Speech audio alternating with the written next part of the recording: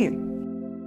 मैं बुद्ध की मजबूरी सोच के परेशान होता हूँ कई बार, और फिर मैं सोचता हूँ कि काश ये यशोधरा जैसा व्यक्तित्व सबका होता। बुद्ध की रियल कहानी क्या है शायद किसी को नहीं पता। मैं जिस कहानी की बात कर रहा हूँ, मैथिली शरण गुप्त नाम के एक बड़े प्रसिद्ध कवि ने यशोधरा नाम की पुस्तक में वो कहानी लिखी है, भूमिका में जिक्र किया। बुद्ध बचपन से ही थोड़े से वैरागी किस्म के व्यक्ति थे। उनकी कुंडली देख के एक ज्योतिषी ने बताया भी था। माता पिता बहुत परेशान थे, शुद्धोदन उनके पिता का नाम था। माता पिता ने बहुत कोशिश की कि इस बच्चे का मन विरक्त ना हो। अच्छा महल बनवाया, सारी सुविधाएं दी। जैसे ही बुद्ध थोड़े से किशोरावस्था में आए, उस समय की दुनिया की सबसे खूबसूरत महिला से, लड़की से, यशोधरा से उसकी शादी करवा दी। यशोधरा के पिता ने काफ़ी एग्जाम लिए बुद्ध जी के, वो सारे एग्जाम में पास हुए तब जाकर शादी हुई, ऐसे नहीं हुई। शादी हुई तो बुद्ध भी ठीक था, रमे रहे उस जीवन में।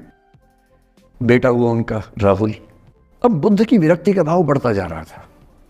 29 साल की उम्र के आसपास ऐसा हुआ कि उन्होंने एक मृत व्यक्ति को देख लिया, एक बूढ़े को देखा, एक भिखारी को देखा, एक बीमार को देखा।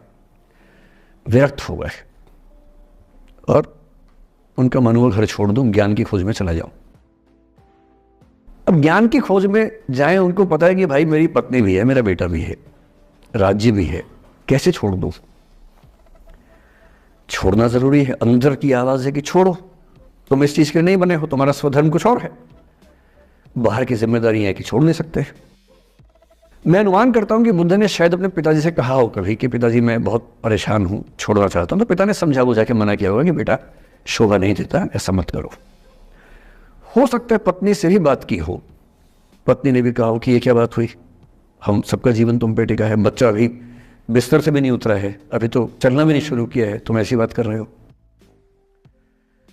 इसका जिक्र नहीं मिलता इतिहास में कि ये बात हुई कि नहीं हुई। और एक दिन बुद्ध ने तय किया और वो आधी रात को पत्नी और बेटे को सोता हुआ छोड़ के चले गए।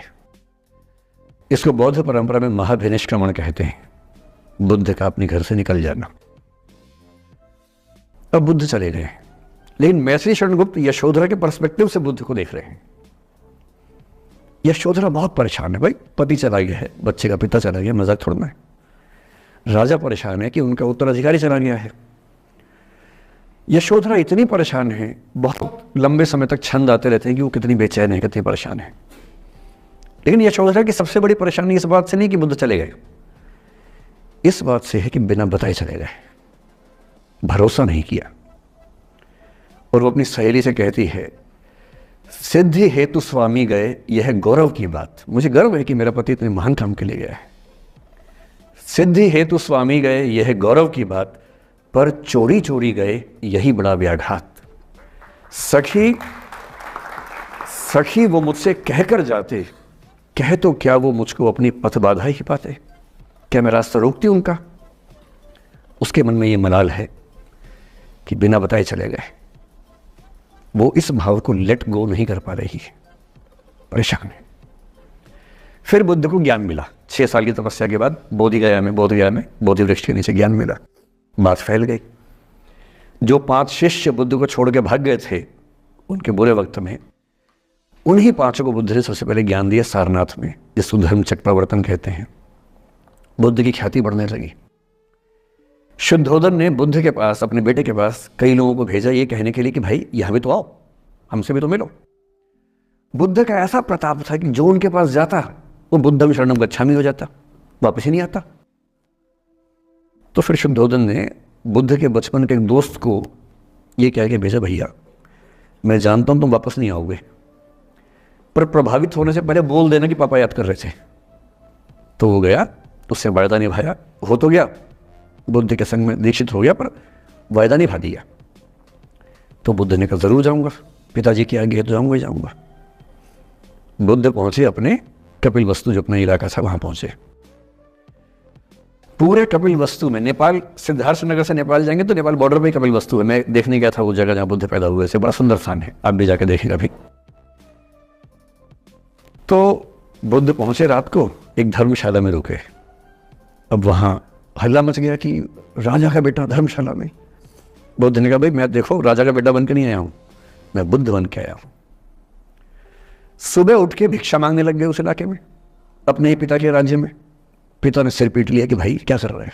फिर बुद्ध ने सूचना भिजवाई कि मैं बुद्ध हूं, बेटा हूँ संयोग से, ठीक है, मैं आ रहा हूँ मिलने के लिए, पर मैं बुद्ध होके आया हूँ, मेरी चर्या है, नियम है, मैं भिक्षा से ही जीवन जीता हूँ अपना।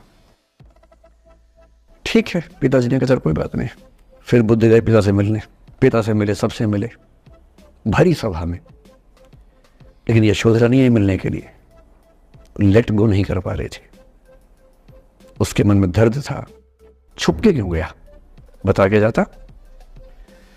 बुद्ध ने पूछा पिता से कि यशोधरा कहाँ है, तो बोले कि वो कह रही है कि अगर बुद्ध मिलना चाहेंगे तो खुद ही मिलने आएंगे मुझसे, मैं क्यों जाऊंगी भाई, आत्मसम्मान भी तो कोई चीज़ है, मैं क्यों मिलने जाऊंगी। तो बुद्ध मिलने गए। सोचिए कमरे में यशोधरा बैठी है, राहुल साथ में। अब राहुल थोड़ा सा बड़ा हो गया है, 6-7 साल का है। बुद्ध गए हैं। अब आपके मन में आ रहा है कि बुद्ध वहाँ जाके बोलेंगे सॉरी मैंने गलत किया, I hurt you, I really feel sorry. बुद्ध है वो बुद्ध, वहाँ जाके क्या बोल रहे पता है, भिक्षाम देहि, भिक्षा दो। और यशोधरा कितनी महान महिला रही होगी, उसने अपने बेटे का हाथ बाप के हाथ में दे दिया। लेट गो का इससे महान उदाहरण दुनिया के इतिहास में नहीं है कि चलो आखिर तुमने आके झुक के कुछ मांगा तो सही। उसकी जितनी ईगो थी, अहंकार था, सब विगलित हो गया। और जो औरत परेशान थी कि मुझसे बिना बताया गया, उसने अपने बेटे को दे दिया कि इसको लेके जाओ, क्योंकि मैं जानती हूं कि तुम महान काम कर रहे हो, और तुम महान काम कर रहे हो तो मैं क्यों बीच में आऊंगी भाई।